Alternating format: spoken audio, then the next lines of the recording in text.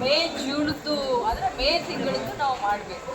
ನಮಗೆ ಪ್ರತಿ ತಿಂಗಳು ಫೈನಾನ್ಸ್ ಡಿಪಾರ್ಟ್ಮೆಂಟ್ನಿಂದ ಮುಂಚೆ ಒಂದೆರಡು ತಿಂಗಳು ಹೆಚ್ಚು ಕಡಿಮೆ ಆಯಿತು, ಇಲ್ಲ ಅಂತ ಇಲ್ಲ. ಬಟ್ ಈಗ ರೆಗ್ಯುಲರ್ ಆಗಿ ಫೈನಾನ್ಸ್ ಡಿಪಾರ್ಟ್ಮೆಂಟ್ನಿಂದ ನಮ್ಮ ಇಲಾಖೆಗೆ ಹಣ ಬಿಡುಗಡೆ ಆಗ್ತಾಯಿದೆ.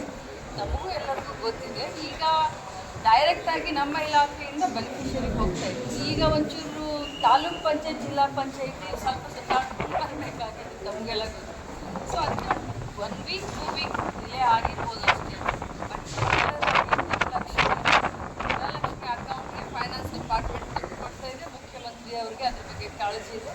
ಸೊ ಯಾವುದೇ ಕಂತನ ತಡೆಯುವಂಥ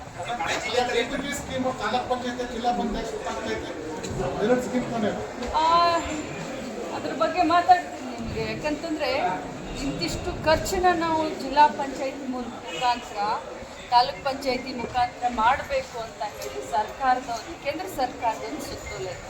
ಸೊ ಆ ಸುತ್ತೋಲೆ ಪ್ರಕಾರ ಸ್ವಲ್ಪ ನಾವೀಗ ತಾಲೂಕ್ ಪಂಚಾಯತ್, ಜಿಲ್ಲಾ ಪಂಚಾಯತ್ ಕೂಡ ಅಂದರೆ ಇನ್ನೊಂದು ಸ್ವಲ್ಪ ಸರಳ ಆಗಲಿ ಅಂತ ಬಳಸಿ ಕೂಡ ಯಾವ ಫಲಾನುಭವಿಗಳ ಪರಿಷ್ಕರಣೆ ಮಾಡೋದಿಲ್ಲ. ಇದು ನಿರಂತರವಾಗಿ, ಅಂದರೆ ನಾವು ಕಟ್ ಆಫ್ ಡೇಟ್ ಯಾವುದು ಕೊಡಲೇ ಇಲ್ಲ.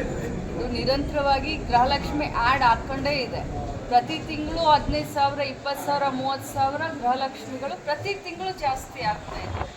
ಟೋಟಲ್ ಆಗಿ 1,25,00,000ಕ್ಕಿಂತ ಮೇಲ್ಪಟ್ಟು ಯಜಮಾನಿಗಳು ಈಗಾಗಲೇ ನಮ್ಮ ಇಲಾಖೆಯಿಂದ ಗೃಹಲಕ್ಷ್ಮಿ ಹಣ ತೆಗೆದುಕೊಳ್ತಾ ಇದ್ದಾರೆ. ಇದು ಪ್ರತಿ ತಿಂಗಳು ಹಾಗೆ ಕಂಟಿನ್ಯೂ ಆಗಿದೆ. ಇದರಲ್ಲಿ ಯಾವುದೇ ರೀತಿಯಾದಂಥ ಪರಿಷ್ಕರಣೆಯನ್ನು ನಾವು ಮಾಡ್ತೀವಿ. ಸಂಧ್ಯಾ ಸುರಕ್ಷಾ ಇರ್ಬೋದು, ವಿಧವಾ ವೇತನ ಪರಿಷ್ಕರಣೆ ಮಾಡಿ ಕೊಟ್ಟಿದ್ದಾರೆ. ಈಗ 23 ಲಕ್ಷ ಸಂಧ್ಯಾ ಸುರಕ್ಷಾ ಯೋಜನೆ